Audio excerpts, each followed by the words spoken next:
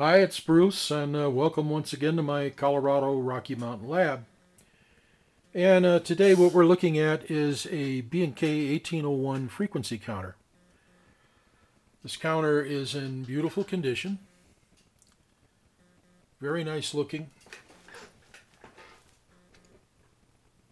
Got a nice wire stand. We've got a two-position range switch and an off button.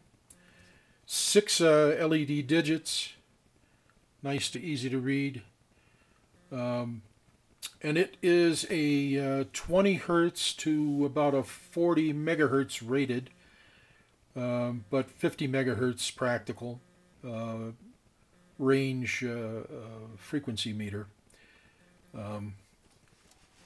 Very nice wire stand. We've got 4 feet on the thing.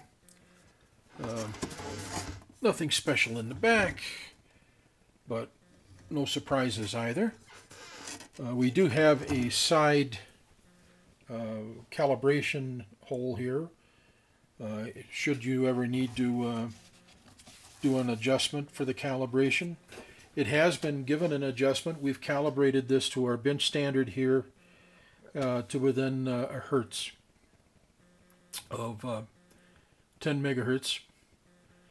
And we're going to go ahead and do some demonstrations of it. Give me a moment, we'll hook her up. Okay, we're feeding a 10 megahertz signal right now into that divider box that's up there, and we've dialed in the first divide by 10 state. So we're dividing 10 megahertz by 10, and we got 1 megahertz coming in. We have ourselves in the auto position right now. And we're reading 1 point and 5 zeros with a flashing 1. Pretty typical for a counter to flash from 0 to 1 on no matter what you do. However, that's a megahertz. And if I go to a 1 second time base, see that we're getting an overrange indication right now.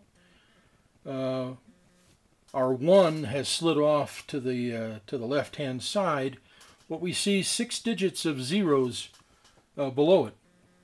And to me what that means is we are reading this 1 megahertz to less than a hertz. So we're getting a reading of 0.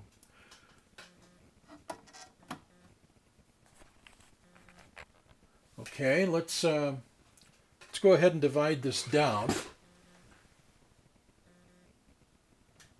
Okay, we've divided 10 meg by 100, and we're getting 100 kilohertz. Let's see if we can go to 1 second time base. All right, there's 100 kilohertz, all zeros. Let's go to the next step. Divide by 1,000. We should be getting 10,000 hertz. And we see a 1 creep up there, but it'll probably, you'll see a flash occasionally. Let's go ahead and do next step. Divide by 10,000, and we've got 1,000 hertz. And if we go by, divide by 100,000, we get 100 hertz.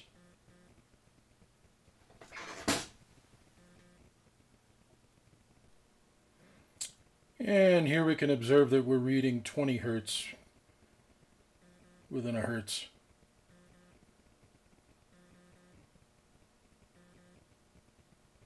So we've covered the low end. Let's take a look at the higher end.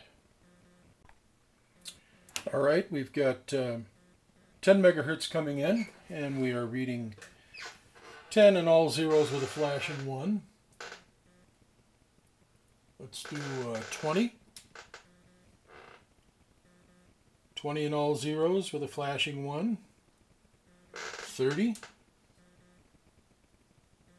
Again, 30 all zeros, flashing 1. 40. This is the rated limit. 50. Should do 50 without a problem.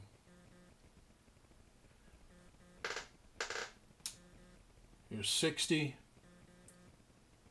At this point, the voltage requirements can be more substantial.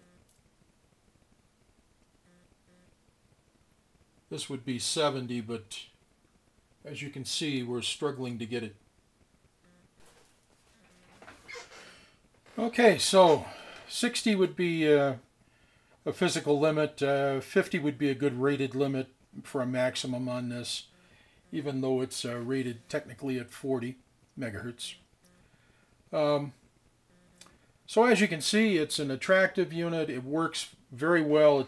It's covering the range of 20 to 40 megahertz without a problem. I think somebody's going to be very happy with it. So, yeah, and it will come with a CD service manual with it. Okay, thanks for listening. Bye.